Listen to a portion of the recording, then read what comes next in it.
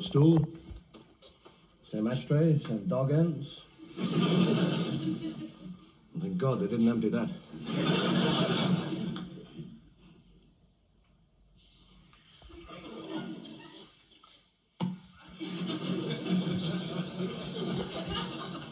Oh, God, that's great. You know, a lot of people write in and ask me, say, why do I drink during the show? And is it because I need the drink to get through the show? And I can tell you here now, actually, the reason I drink is because it does, sitting here for 45 minutes, get very hot. There's a tremendous amount of light stuff. And the only reason I have the drink is basically to keep cool. I want to make it quite clear that I am not reliant on alcohol in any way to get me right through this. Get away from that!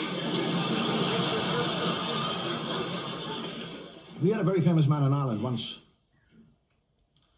called Daniel O'Connell, one of Ireland's greatest wits, writers, poets, and politicians. And he once said of alcohol, I suffer,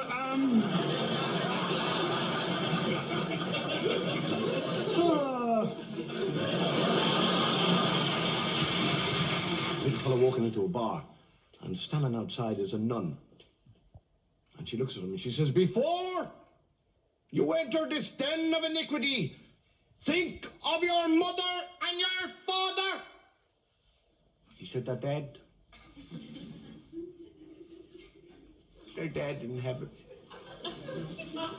She said, well, think of the damage the alcohol is going to do to your brain. Huh? What are you talking about? Have you ever had a drink? And the nun says, no. He said, well, how the hell can you stand there talking about it and saying drink is going to do damage to your brain if you've never had it?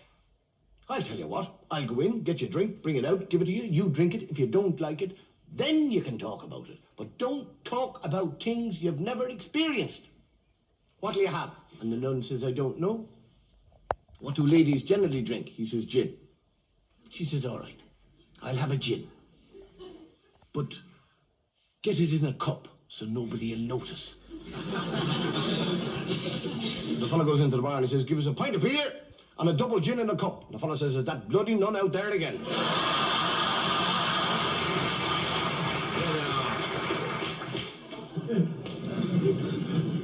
Get a little drunk in St. James's Park. I don't mean you get a little drunk, I mean there was a little. And he's looking at the duckies. I wouldn't mind having one of them ducks for my dinner. If I get a big stick and I bang one of them ducks on the head, I'm going to take them home and eat them. And there's one little duck sitting by himself, out of the water, nodding.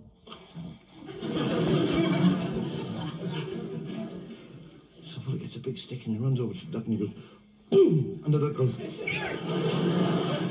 picks it up by the neck and tears all the feathers out of it, plucks it. And just then, as he's finished plucking the bird, he sees a park keeper walking towards him. So he throws the duck into the lake. And the water revives the duck. And there is this totally bald duck walking around. And the park keeper comes up and says, what are you doing? I'm sitting here. I'm sitting here looking at the duckies in the water. Going quacky, quacky, quacky. He said, you are trying to steal one of our ducks. No, I'm not trying to steal the ducky. He said, there is a bald duck in the water. And there's all these feathers around you. Explain that. He said, well, I was just sitting here having a talk with the ducky. And he said he'd like to go for a swim. And I said, okay, I'll mind your clothes, by the way.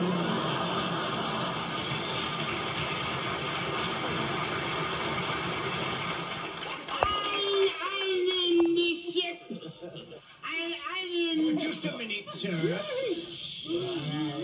What is the name of this ship? Hyperluminous. I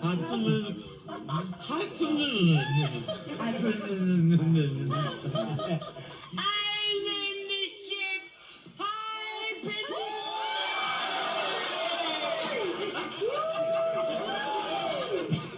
Bloody thing's gone.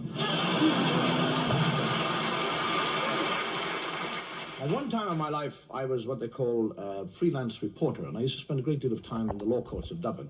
Now, if you want logic, that's the strangest place in the world to go to. I heard a judge say, well, the fellow one morning, and he said, have you ever been up before me? And the fellow said, I don't know. What time do you get up?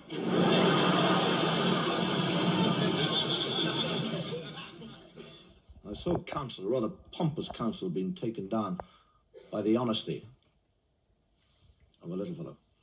And the counsel said, are you married? He says, yes, sir. So to whom are you married? She says, a woman. He said, really? You're actually swearing on the oath that you are married to a woman? He said, yes, sir. He said, incredible. Have you ever heard of anybody being married to a man? He says, yes, sir, my sister. Charges laid against the defendant. Parking on a double yellow line, my lord. Parking on a double yellow line. How do you plead? Not guilty, Your Honour. All the evidence before me suggests that you are guilty. And after giving this case due consideration, I shall find you guilty. And the sentence of the court upon you is that you be taken from this place to a lawful prison, and from thence to a place of execution. And that there, on a date appointed by the court, you be hanged by the neck until you are dead. And may the Lord have mercy upon your soul. It's only a parking offence, my lord. It's only a parking offence. It's a £2 fine. You will also pay a £2 fine. You know, the most boring place ever to be trapped is in a motor car in a traffic jam going nowhere. And what you got to do is learn to keep yourself occupied. I do a lot of things in motor cars when I'm sitting there. I have actually become the most mobile of conductors as far as radio is concerned. I sit there and conduct the radio. I occasionally upset the people who are around me by picking my nose. Not really, I just drive that up there.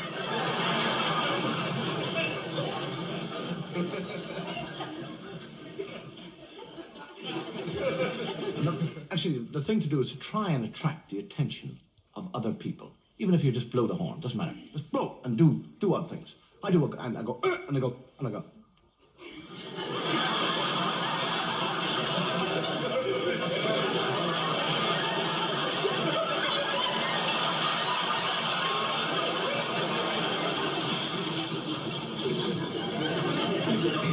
I'll tell you, if you get a fellow, you know how you sit, or people sit in a traffic jam, and they'll read the paper.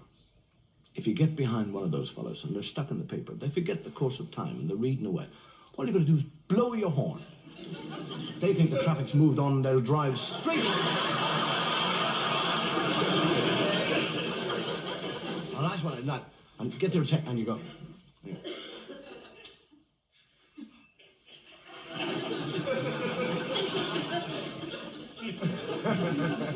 You've got them going then. And they're all gone.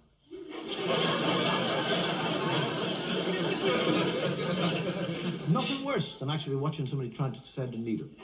Everybody thinks they can do it better than you. And I haven't even got one. I didn't know.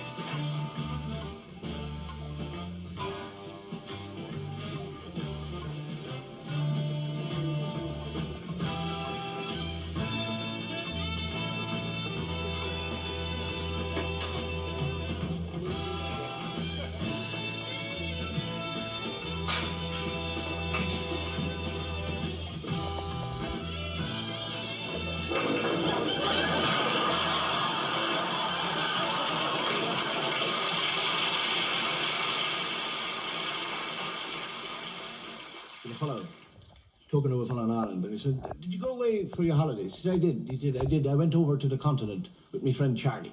He said, "Who's Charlie?" He said, "You remember that fellow I knocked over with the car? Broke all his legs, bits, pieces."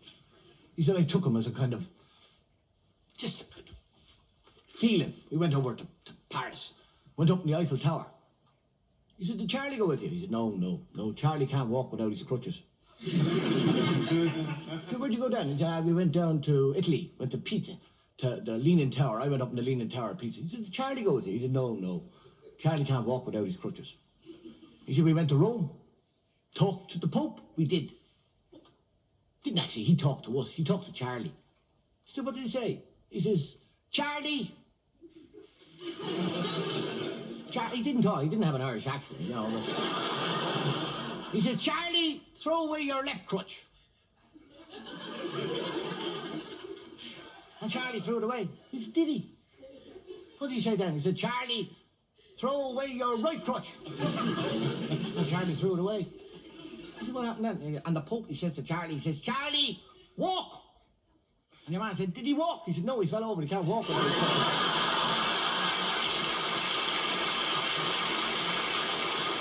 I don't know if you've ever noticed, but there are times when my glass is nearly empty. Not very often, but occasionally.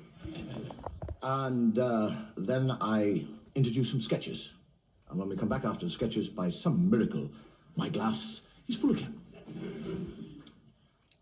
Well, my glass is very nearly empty now, which might signify to the more observant members of the audience that I am about to introduce some sketches.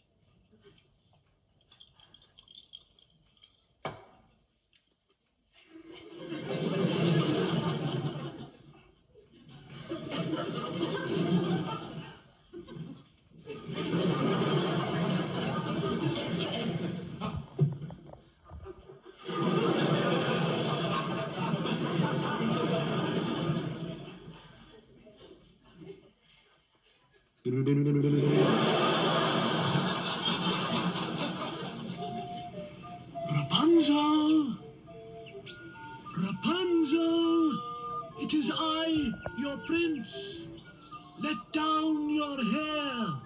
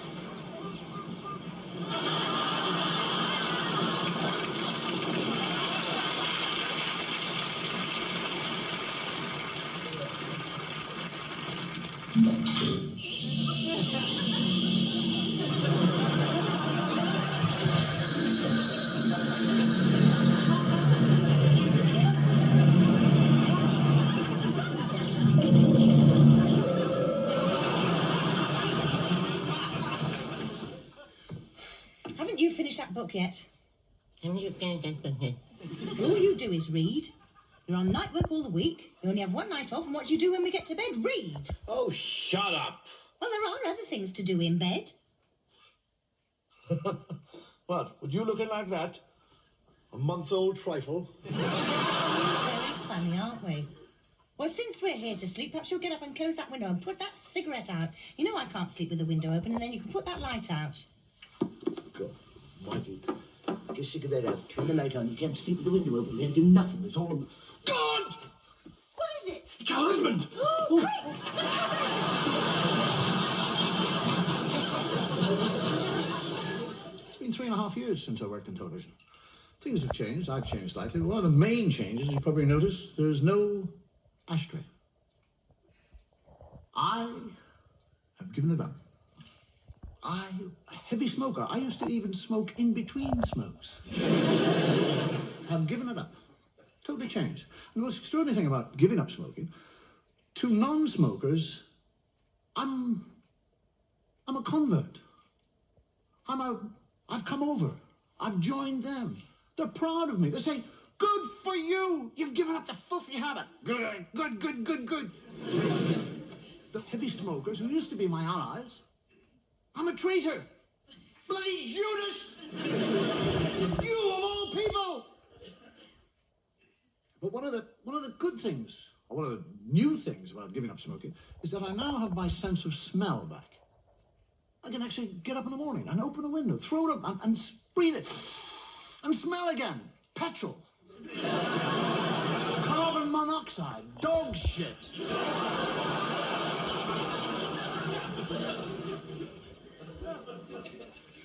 I mean, listen, taste.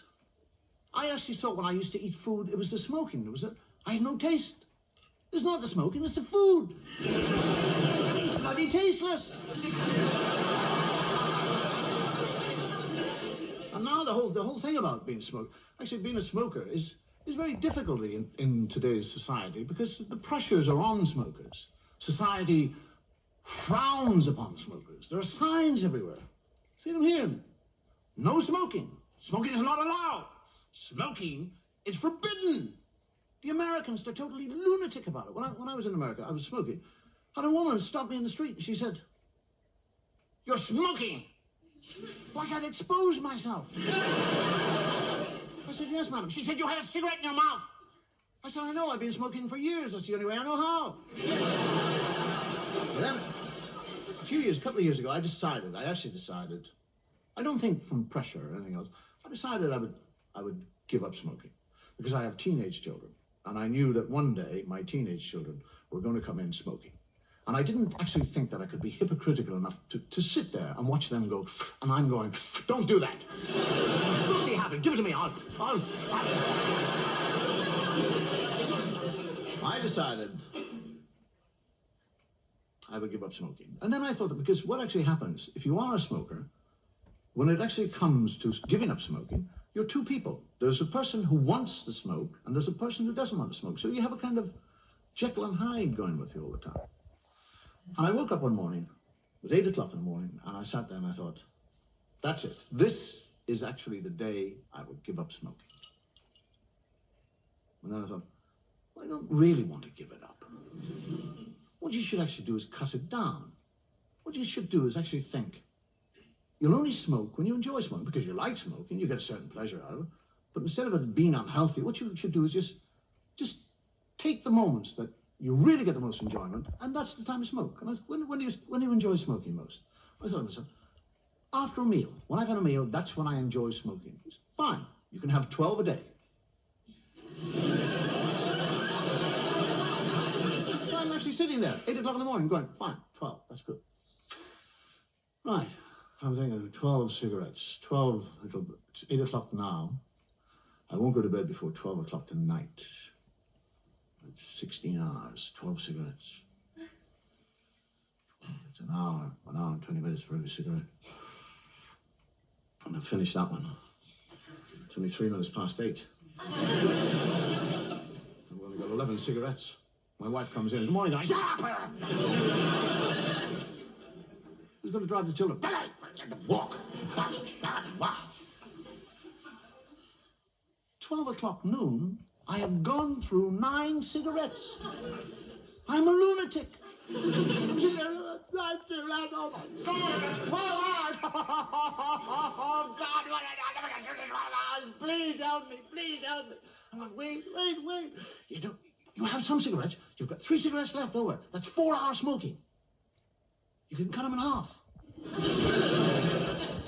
But then I'm thinking, that'll be 2 dog ends. There'll be 2 butts. I'll be throwing away more cigarettes. I don't know, wait. I'm trying to explain myself. Now, here I have been a smoker since I was so big. I am now going through the first withdrawal symptoms I have ever gone through in my life. So I explained this. I said, listen, wait, calm down. You are actually experiencing withdrawal symptoms. This is your first time. It's difficult, we know it, but you've got to persevere. Tomorrow, it's not going to be so difficult because you'll have experienced what it is today, so tomorrow it won't be so bad. But you'll still have 12 cigarettes tomorrow, and you won't need those 12 cigarettes tomorrow. You probably only need 5 or 6 or 4. So take those 8 today and...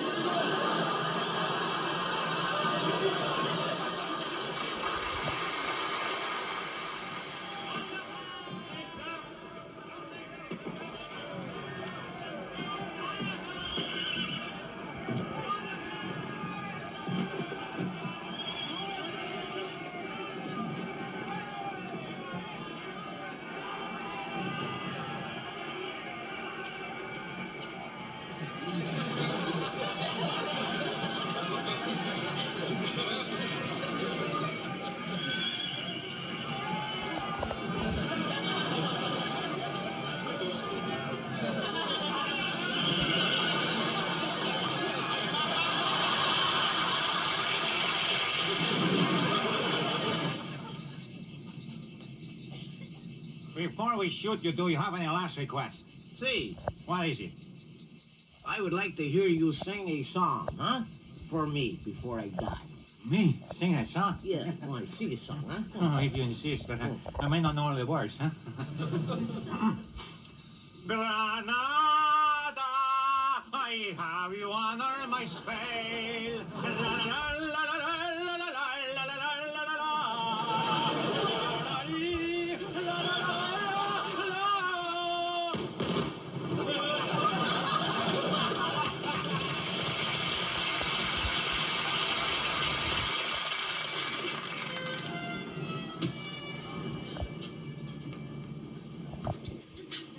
Captain Hardy, sir, do you think the Admiral will live? I'm not sure, but stand by to signal any development of the fleet. I've arranged to fire 1 cannon, should my Lord Nelson recover, but 2 shots if he should die. Look, sir, the Admiral's reviving. He's getting better. Hooray! Well done, sir. Permission to signal the good news to the fleet. Carry on, Hardy. Aye, aye, sir. Fire 1!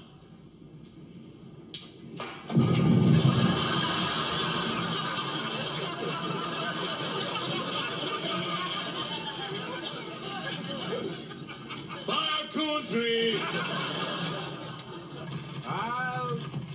We must inspect this cart. You British fools, always you are trying to escape. Always we are finding you. Always, yeah. Oh.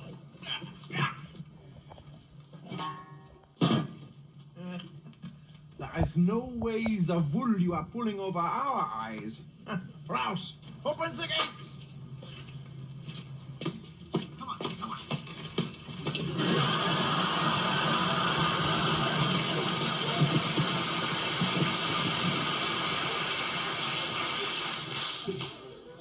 You got the 2 fellas at the dogs. And they're saying, what do you fancy for this one here? I said, I think trap two for this race. And there's a fellow behind him, he said, I wouldn't bet on trap 2 if I were you. Trap 5 is a winner. Trap 2 is in there as a blind. He said, do you think so? He said, yeah. So they put the money on 5. And it goes down, and 2 wins. So they said, what about the second race?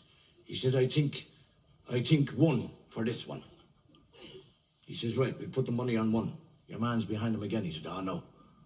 1 is a terrible lame duck. He's only there as a runner. I wouldn't touch him. He said, you said that the last time. He said, the last time I made a mistake.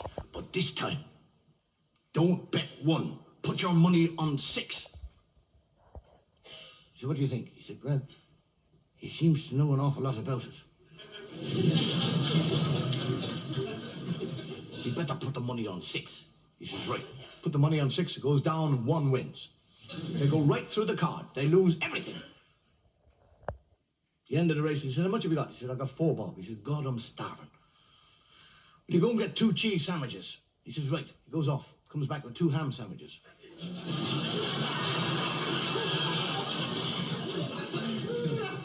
thought you were going to get cheese. He said, I met that fella again.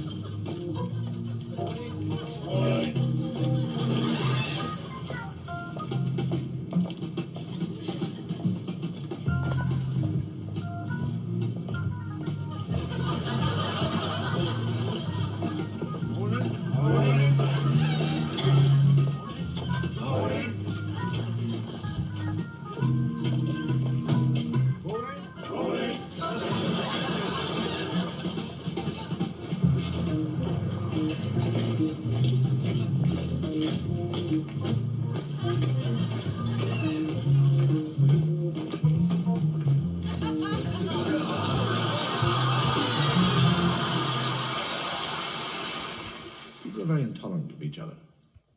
The most amazing thing about intolerant people is that they are generally animal lovers. And especially in this country, we're brought up to love animals. Forget about people, animals. Dogs. Dogs. You adore them. Forget about people. Dogs. Dogs get away with anything. You never heard anybody saying to a dog, wipe your feet before you come in. Don't put your feet in the couch. People are always talking to dogs. You hear people, intelligent people, my baby. My watchy woogie joogie. Chuckle them under the dogs in the... Me, I'm sitting down going, me, chuckle me under the... There you swine. They brush them. Mummy's going to brush you nice. All those little bits. Mummy's got a nice steak for you. She's going to chop up so you won't wear your teeth down. Husband comes home and says, where's my dinner? It's in the bloody oven. If you want to go get it, get it. People buy dogs little rubber bones. Rubber bones for a dog. He sits there and he bites it and his teeth fly out. And he's so thick, he's so happy to bloody do it all day.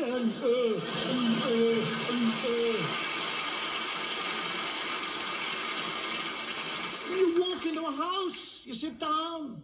So as those little terriers, boom, they're on your leg.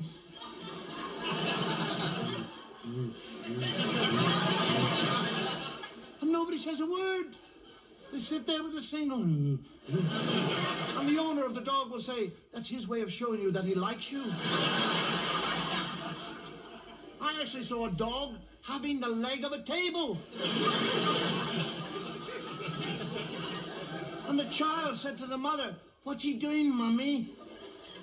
And the mother said, he's helping Mummy polish the furniture.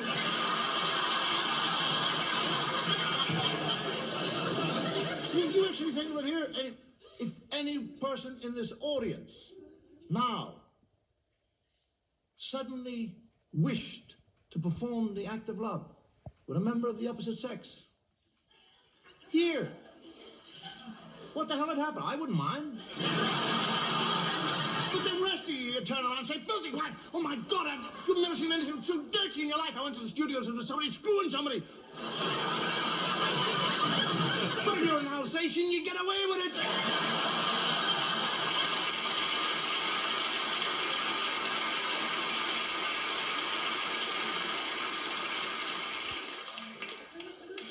There are two subjects that are very touchy regarding the public. Dogs is one of them. Religion is the other. I've just done dogs.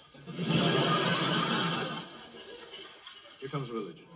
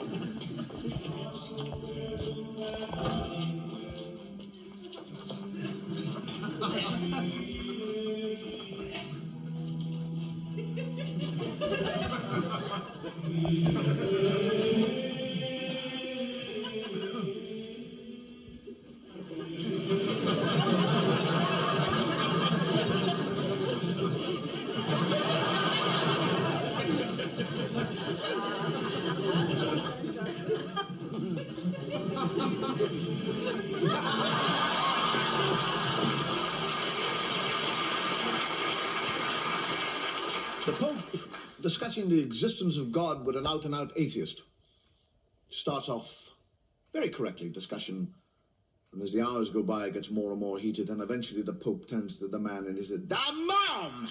Get the mom! And you, come here. You are like a man who is totally blindfolded in a dark room looking for a black cat that is not there. The fellow said, with all respect, Your Holiness, I think there's great similarity between us both. So what do you mean, similarity? He said, well, as far as I'm concerned, you are like a man who is blindfolded in a totally dark room looking for a black cat that isn't there. The only difference is that you found it.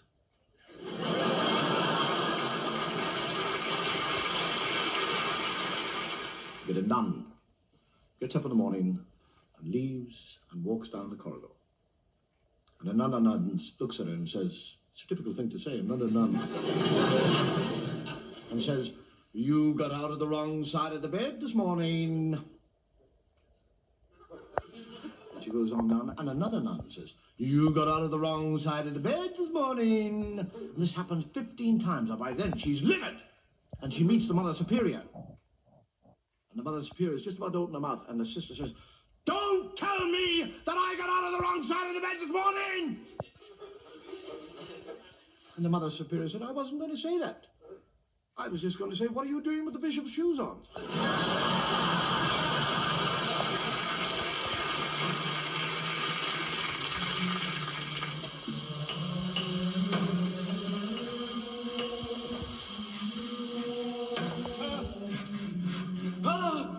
Yes!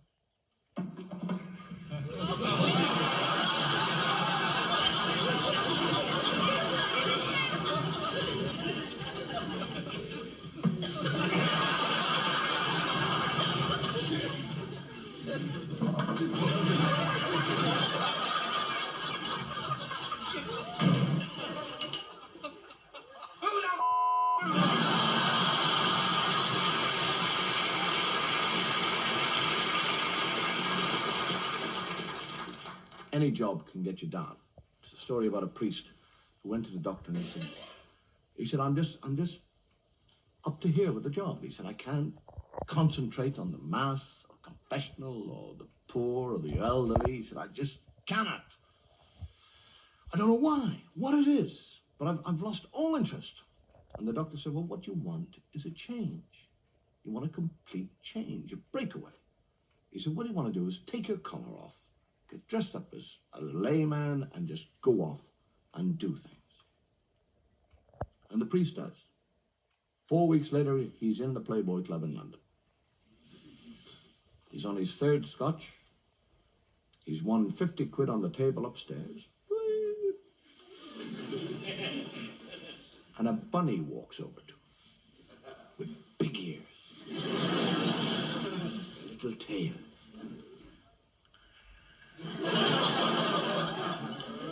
You could land a helicopter on them.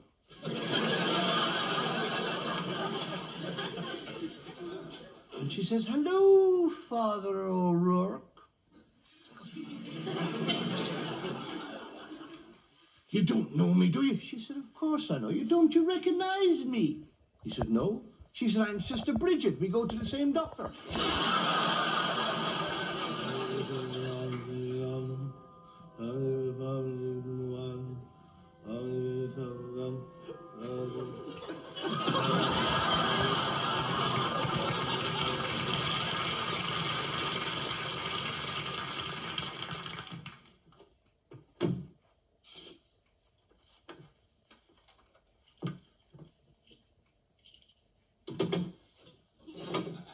Glissy Hana, what I have sinned, I had gained, very wicked. I had my way, wicked hook lungs. I had gained goozing and swearing, and I'm very sorry.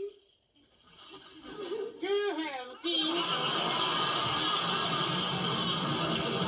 Theologically speaking, this represents the continuum of Anglican orthodoxy, which we embrace within the litany and indeed the liturgical canon of the term ultra-canonic.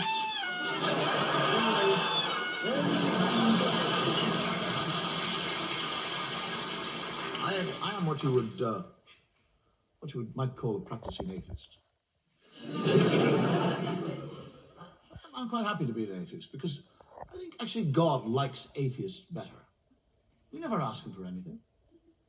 We're not bothering him all the time saying, "Oh God, please help me, I want this thing." And as a practicing atheist, there's certain things that I travel around the world, and no matter where I go, somebody called Gideon leaves me this book to read. It's an Irish book because it says it all began at the beginning.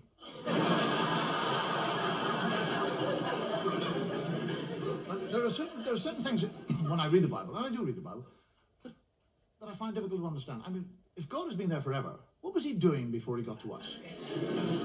I mean, what was he out there doing? Was he sitting there going, bored today, what'll I do? And then suddenly from nowhere, he suddenly decided to create a world. I'll make a world, that's what. Make a world, yes, that's what I'll do. Rivers, seas, mountains. Boom, everything is there. I want a garden. I'd like a nice garden. Whack! Garden me. Hate gardening. Need a garden. Ah, gardener, spit and dust. Adam. Hey! And he, Adam, never once says, "Where in the name of God did I come from?" I mean, he's 40 years of age. He has no child and he has no recall. He doesn't say, "How did I get here?" But he's quite happy. He just kind of trundles around the garden, working away. And God is looking at him. And he sees that Adam is happy.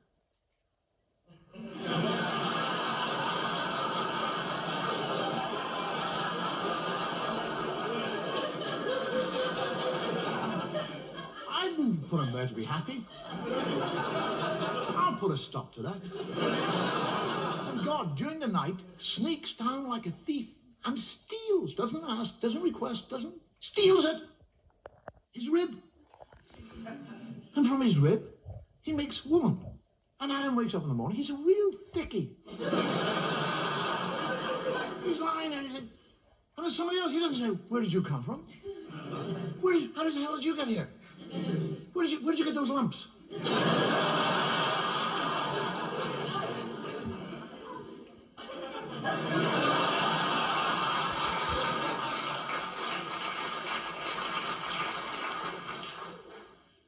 Just goes out and goes gardening. And God comes down and has a conversation with Eve and tells her that she can eat of any fruit in the tree in the whole garden with the exception of one fruit tree. He's talking to a woman. He actually tells her not to eat of the fruit. And then when she said, "Which tree can't I eat?" He said, "That one over there." He points it out to her.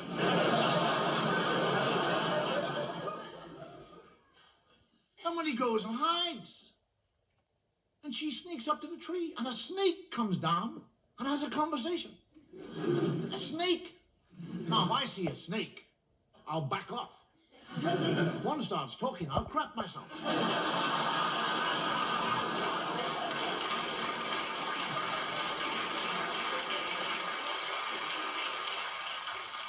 And the snake actually convinces her to eat the apple, and she eats the apple. And when she eats the apple, she learns shame. That's what happens when you eat apples. Now, she's not ashamed that she's disobeyed God or that she's eaten the apple. She's ashamed of one part of her body. That's all. She becomes ashamed of that area of the body. Now, why that area? Why not her elbow? Her nose. Do you actually realize that if Eve had been ashamed of her nose, every woman in the world now would be ashamed of your noses? You'd all be sitting here tonight with little nose knickers on.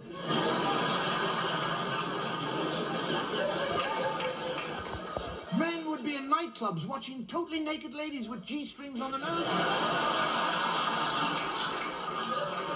Take them off! Oh, I saw a nose! And this is the book. This is the book that you'll go into court and place your hand upon. And swear to tell the truth, the whole truth, nothing but the truth.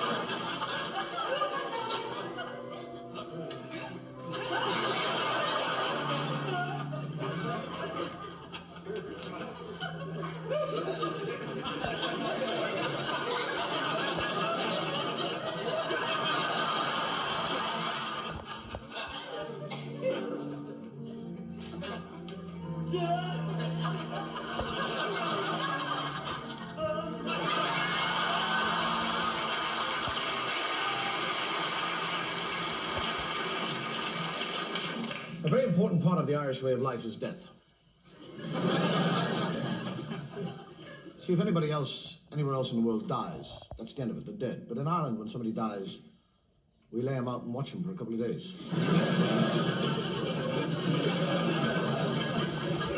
It's called a wake. And it's a party, it's a send-off. And the fellow's laid out on the table. And there's drinking and dancing and all the food you can eat. And all your friends come from all over the place. And they all stand around the wake table looking at you with a glass in their hands and they say, "Here's to your health." And the terrible thing about dying over there is that you miss your own wake. It's the best day of your life. You've paid for everything and you can't join in. Mind you, if you did, you'd be drinking on your own.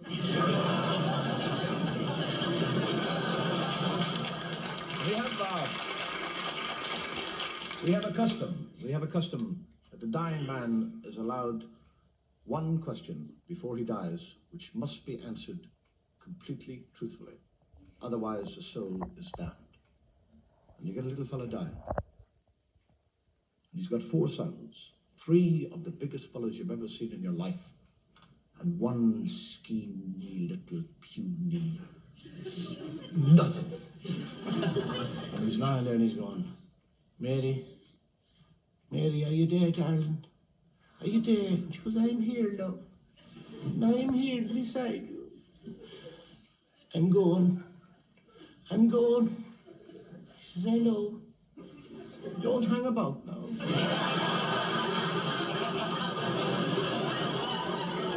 Mary, before I go, I'm going to ask you the question. Tell me now. Tell me, is that skinny little runt standing at the end of the bed, is he really my son? She says, he is. Honest to God, he is your son. And he goes, and she goes, thank God he didn't ask about the other three.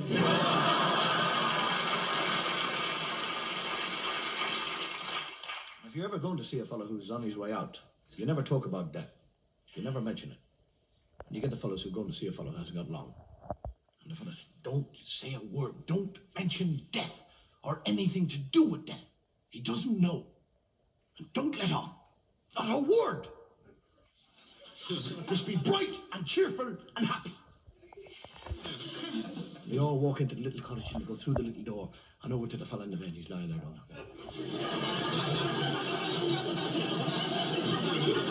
Ah, Sean, you're looking great.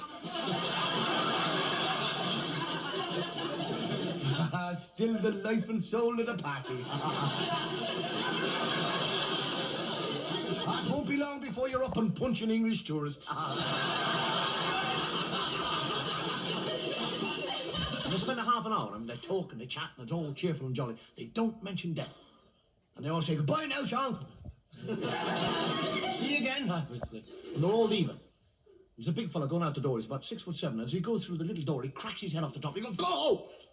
Oh, they'll never get a bloody coffin out of here.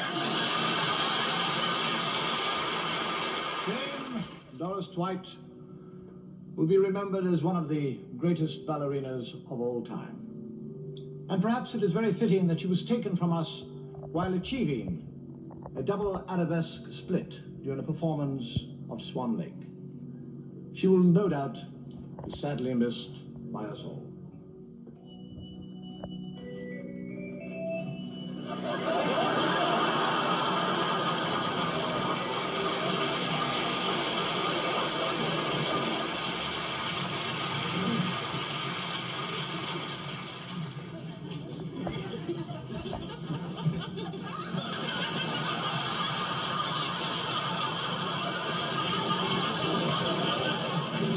Actually, the first funeral I ever went to, and believe me, this is true, I was 6 years of age.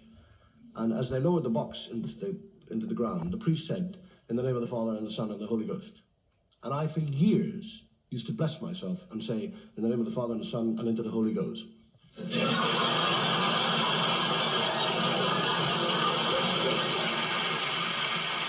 And so we say farewell to Sir Humphrey Potter, a man who gave his life to dogs, a judge at crufts, the creator of 3 new breeds of terrier, and a lifelong friend and student of the habits of our canine friends.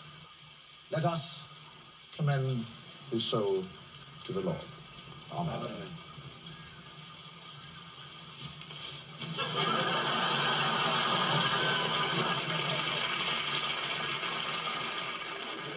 One final custom that we have in Ireland regarding death and the funeral is that only one person who is buried in a graveyard can go to heaven. Which basically means if 2 people are buried in the same graveyard on the same day, the last one in has got to wait till tomorrow. So can you imagine what would happen if one funeral met another funeral going to the same graveyard?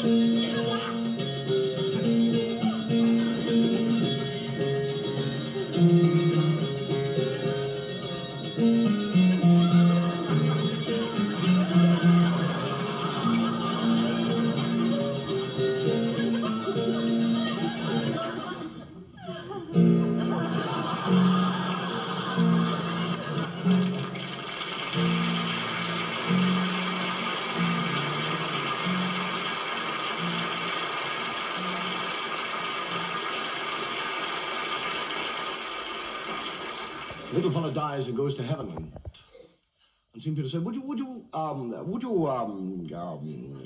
like to have a look around heaven? And the fella, yeah, I would actually. So they're looking around heaven, and he said, who are those people over there? He said, oh, they are the Muslims. They are Muslims there, and over there we have the Jewish people. And yeah, these are Anglicans and Hindus, Baptists. You know, why do you have this big wall here? He said, behind the wall, you see, we have the Catholics. He said, why do you have the Catholics behind the wall? He said, shh, they like to think that they're the only ones here.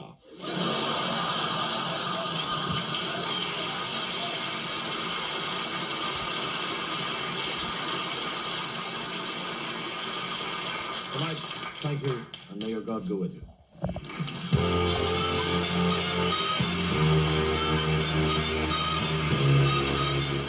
More of his brilliant monologues later, after the story of how an Irish funny man became a huge British TV star. Dave Allen, God's own comedian, next on BBC 4.